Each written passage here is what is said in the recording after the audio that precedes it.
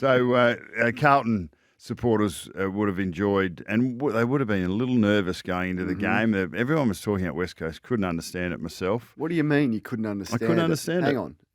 Carlton have taken over a VFL side. West Coast are playing at home, pretty much fully loaded with their full complement at a ground they've been reasonably strong at this year. What do you mean you couldn't understand it? All right, well, let me go, because what I'm going to talk about is the curse of talent and how we all get seduced by talent. And talent is one part of being good at the game and becoming a good team potentially, but it's an individual aspect that isn't as prevalent in successful teams as hard work and application and playing your role, which is exactly what Vossi was able to get his team to do. And we shouldn't have been surprised, because with the absence of talent, you focus more on what you need to do together to get that job done, and that's exactly what Carlton were able to do. So it takes a squad, the whole squad. So yes, there was the injury list was substantial, in particular in the front half. So you've got Curnow and Mackay that were out of the side.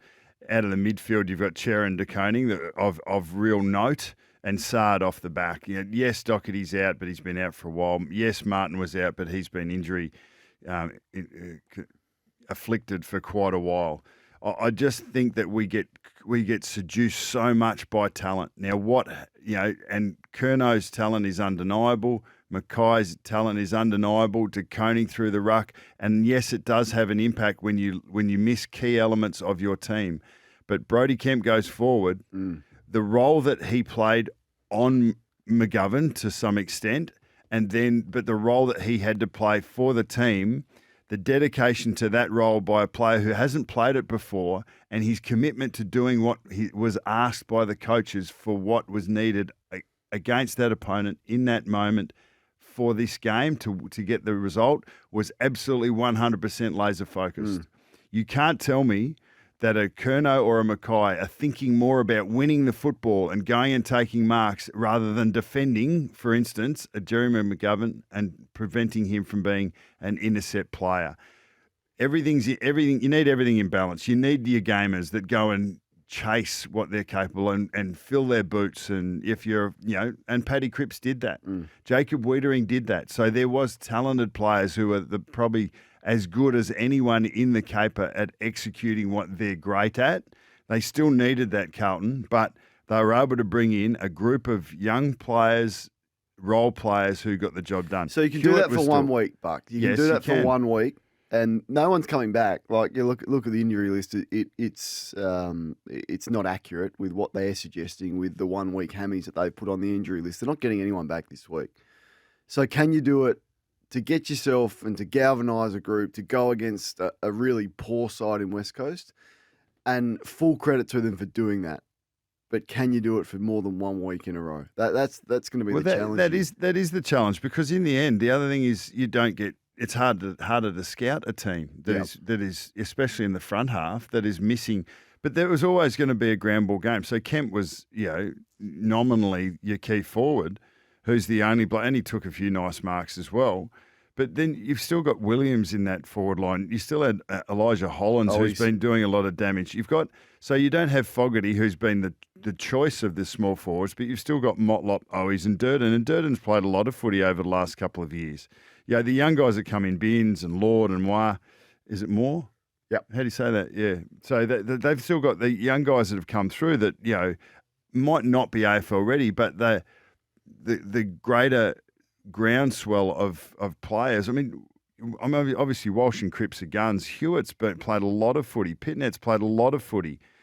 Akers on a wing is a player that can be relied upon significantly. Newman, it's not as if the cupboard was bare. And everyone thought, just because these two big units up front aren't there, they haven't. They've kicked a lot of goals, but they haven't won as many games as they should have with their level of talent, Carlton. So my point is, if you can tip in to this blue-collar attitude as a couple of these guys come back, and I'm not just talking about this year, but as they come back, as you need to build a team on that blue-collar attitude, build a team on the role play. And when Carlton were playing their best, it wasn't off the back of their top-end talent at the back end of last year when they made their finals run. It was because every single player was absolutely committed to their role for the team, and that they and through a shared chemistry, they played their best footy. Good summary from Bucks on exactly what the Blues did in Perth yesterday and what a game that will be. Marvel Stadium against the Saints, who were in terrific form as well over the weekend and storming home for the remainder of this season with the pressure off. Tell us about the Giants. Yeah, well, I'm nearly going to argue against myself here, but the fact that the Giants, that game, the Giants-Dockers game, was a finals. It was an epic finals game. A great game. Intensity, two legitimate finals contenders, and Freo legitimate. I think. Look, I think not in the 8 at the moment. No, and they may well miss. I think they're playing. They're playing the type of footy that can win a final or finals, but they've run into a side on the weekend in the Giants that are, in my view, cherry ripe. They've been building over the last 2 months. They were actually coughing and spluttering about 5 or 6 weeks ago, but finding a way to win. And they're starting to get some players back that might add a little bit, 1% here or there. But Adam Kingsley was really happy with his charges after the game, and rightfully so. So there's the advocation from the opposition coach at the time. And yes, when you've just bested a team, you're going to talk them up. But Freo are a really well organised and well structured team, and they've challenged a lot of teams through the back half of the year in particular. But the Giants were just huge. You look at that front half. I mean, Hogan just continues to go from strength to strength. He was the best marking key forward in the game in the back half of last year.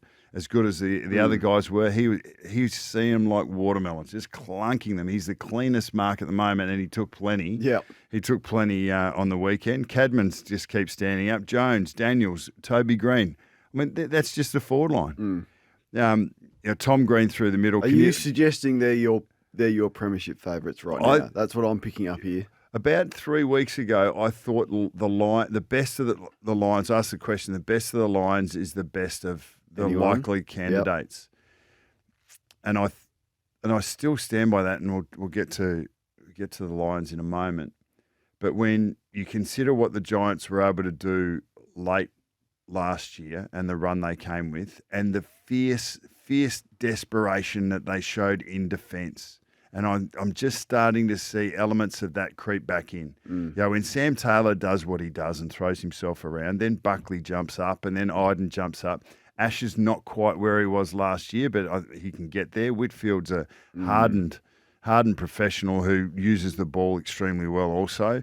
I just feel Kelly's back, Canelio's back, Green's back in form. Oh, look, there's plenty there. The names are through the roof, but once again, how do they all come together? And they look to me like they're coming together. They're going to be very hard to knock over, and if they give themselves a double chance, they're going to play Port Adelaide in the first week of the finals, be that in Sydney or be that in Adelaide. And right now you go, okay, the Giants win that. Well, how good are qualifying finals when you see? I mean, we love when you get to the elimination stage, it's great. But quarterfinals, it doesn't matter if you sneak into fourth, like Geelong look like they're going to be able to do that. You sneak into fourth and you take on a Sydney that are coughing and spluttering in some shape or form up there.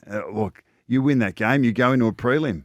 So it's pretty exciting to see that. But, yeah, I think the Giants are going, well, just a short word on the Dockers. There's that sliding doors. So you play Pearce off a broken arm.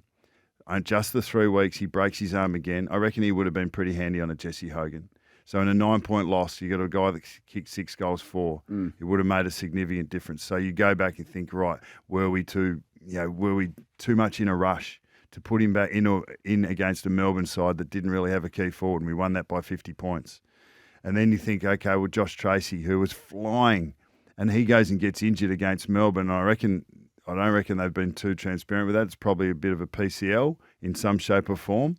They said it was a contact injury. Yeah, was it? Well, they weren't wrong. It definitely was a contact injury. So the AFL want us to crack down on transparency of injuries. You're suggesting that they may not have I'm supposing. Fully I don't have the facts. What's going on. I'm just doing what everyone else is doing, which is supposing. Well, what about Sean Darcy, who was a last-minute withdrawal last week, and they said, touch and go. Another day would have played. It's a week he missed again. Yeah, well, they're significant outs, and I think if you sort of we're looking at sides and lauding sides and knocking sides down for not having. For not being able to handle personnel losses, but Fremantle have endured that, and they haven't been able to get over the top of them at the moment. The third one I want to go to is the Lions, and we talk about sliding doors. Like, that was just a loss that they couldn't afford to have. To be 17 points up with 4.5 minutes on the clock. Joe has a shot 40 metres out directly in front.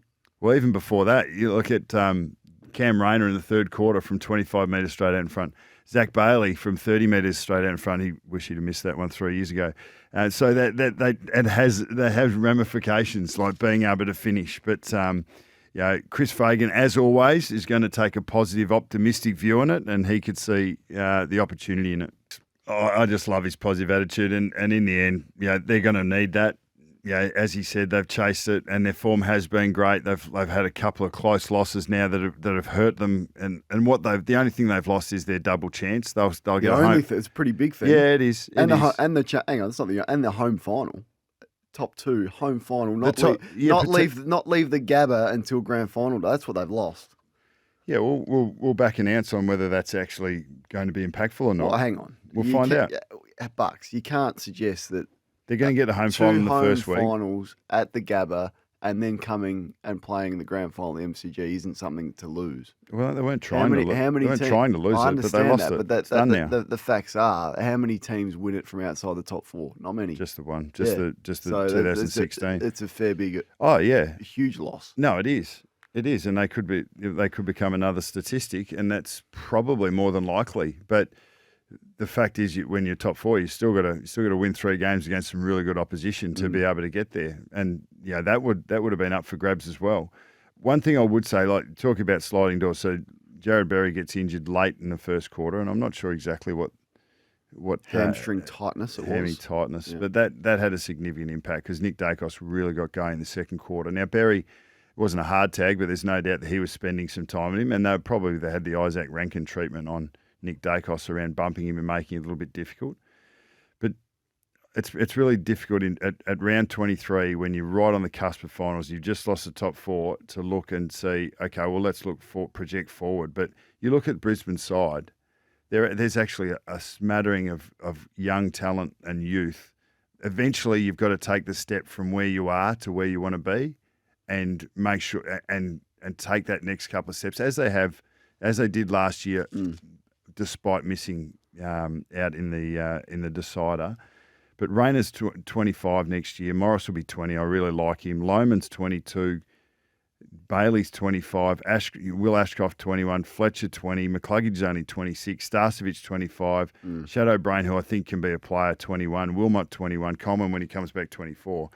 Lions are going to be around for a long time. Yeah, they're going to be around. There's another Ashcroft coming. But that's going to be of no consolation to any Lions supporter when you get close enough and you don't take those last steps. My opinion of footballers in general, but you look, if you can find a competitive aerial player in the front half of the field, he is as valuable a commodity as you are ever going to find. And Sam Darcy, for me, is the youngest, brightest key forward. I love Josh Tracy and the way he's going about it, but Sam Darcy can ruck. He can go behind the ball if you need him to. He's probably the forward version of a Mac Andrew. And I just think that, seeing him do what he did yesterday, it just struck me as I was watching it that this kid, and he's still a kid, and he's still developing, he's still growing. This kid could be the best player in the competition as soon as next year. As soon as next year. So he's out of contract as far as I can tell at the end of next year. If he's going to be the best player in the game, yep.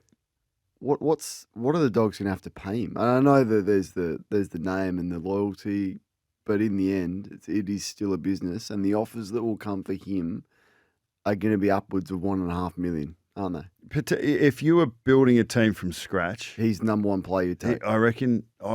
When there's always competition, but you take him over Harley Reid. Well, that's the point. So if you had, I'm going to throw 5 players up: Sam Darcy, Mac Andrews, Harley Reid, Tom De Koning, and Darcy Jones. So let's mix it up there. So you've got a marking forward, tall marking forward, a marking intercept defender in Mac Andrews. You've got a goal kicking sort of bull midfielder in Harley Reid.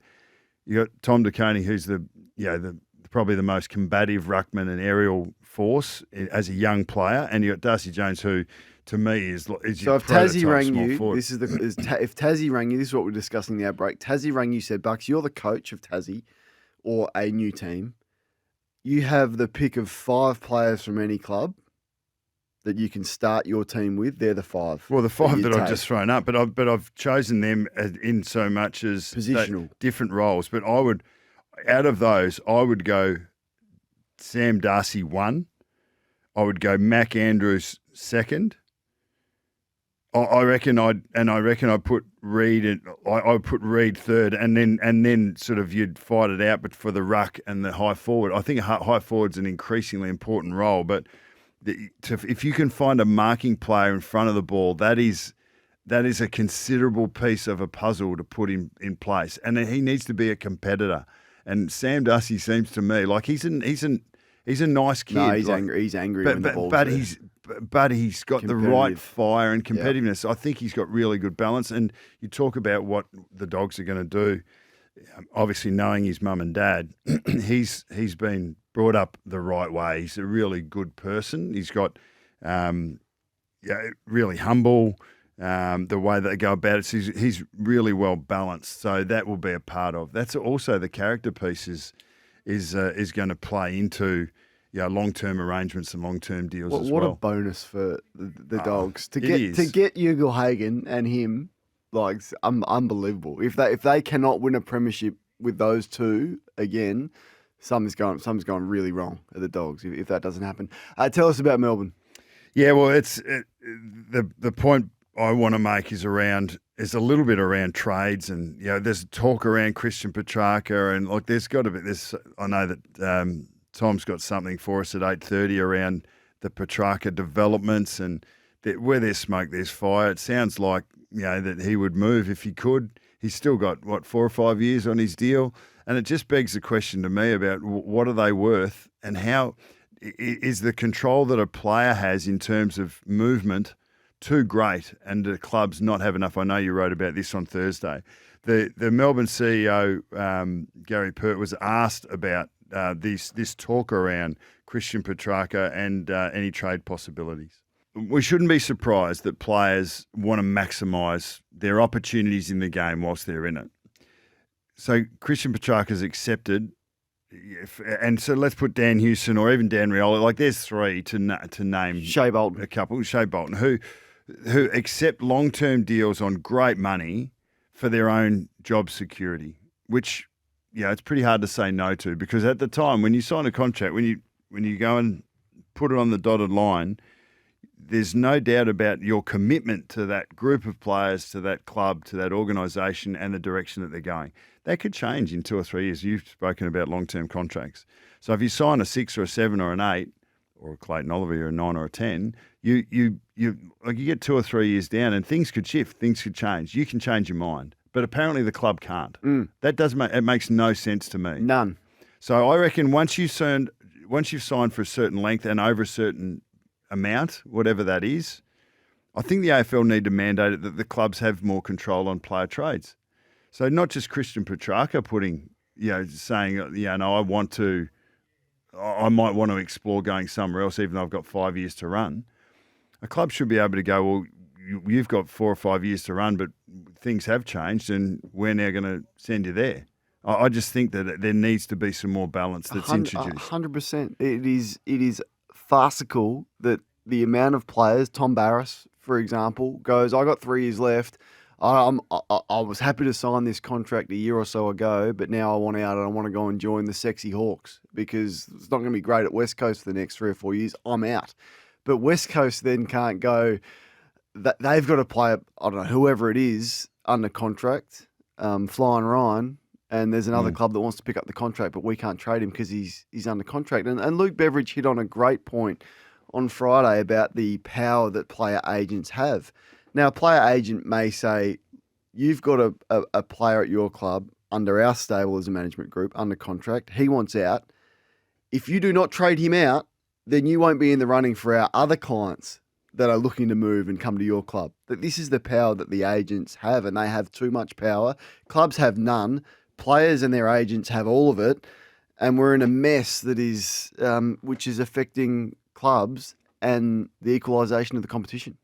Yeah, and we do see. Yeah, there's no doubt that agents the are balance, running around causing chaos, and absolute chaos and carnage at the moment. And I would suggest, and I was a little naive to this when I was even as a senior coach, like you're naive to who actually the movers and shakers in the industry, and it is the agents, and the relationship between agents and list managers is crucial for a club's chances of success. And agents and media. I mean, look at Jerry Maguire, like that movie. Show me the money. That's pretty much how it gets. There are Jerry Maguires everywhere, but we don't. And we sort of got a glimpse into it a little bit with the doco that came out, but. But in the end, which was called "Show Me the Money." There you go. Yeah. But there is. We can't ignore it. This is a commercial interest as much as it's a game that we play since kids, and we want to be on the MCG and winning a chance to play in grand finals and win premierships. And even if you barrack for a side your whole lifetime, you want to play for them. That's great. But then when you get there, the brass tacks are that you need to. That's only the isolated few that get to live out their dream that they have when they're a 10-year-old. It's a hard-nosed, professional exploit that we're a part of, and you've got to make the most of it whilst you're there. And the agents are the ones that are profiting but also manipulating, as you suggested. I've been aware with us, and this was after the fact. Every club has and we clearly didn't do it that well. We got cornered into a position where we needed to, and there we go. We needed to make decisions and reduce our cap. So we needed to force players out. But by forcing them out, we got whacked, massive unders for what the value of that player was, which was brought about because all of the powers with the player. And there were poor results all round. But moving money around the cap, imagine what it's like for a player manager. Okay, we'll help shift this. Maybe move a couple of hundred forward or move a couple of hundred back, and manipulate your money so that you can meet the requirements for this given season. But for us to do that, for us to go and ask our player to do that, we want this fringe player over here to sign for an extra year. That is a real life example. Well, it's happened. The fringe player managed by the same management group that you're asking to move some money back or so move some money out. You might be 50-50 on it, or you might be haggling. Remember, if you're haggling over an extra year or you're haggling over 50 grand here or there, can you imagine how much power the manager has?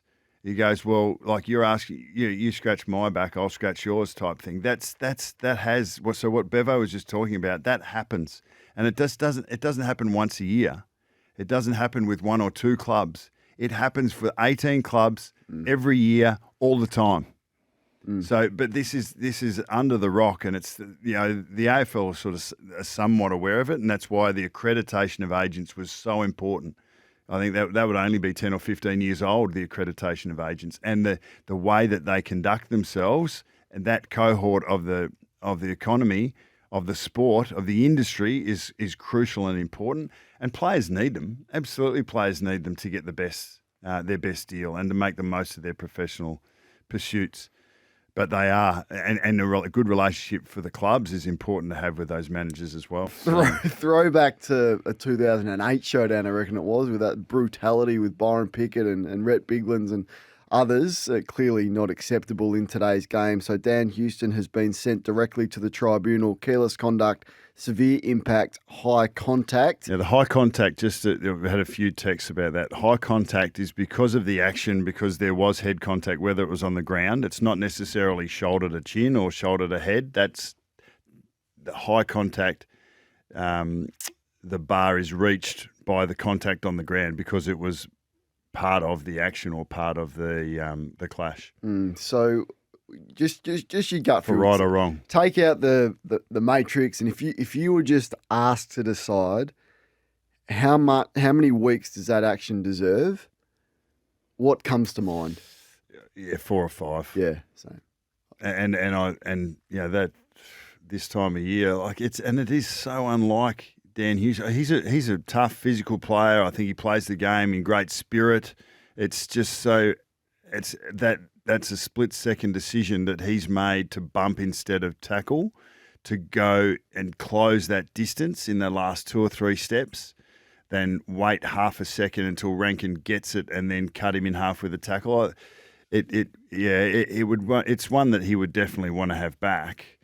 But that was a throwback. That's a 15. That's Byron Pickett. You played a lot of footy with him. That's a Byron Pickett type bump because he connected so well. And you still need to middle. You still need to middle the guy. Like he was able to body line and hit Rankine right down the middle, which, to get that centre of gravity, you have to really concentrate on what you're doing. So split second, but he's not going to see him again this year.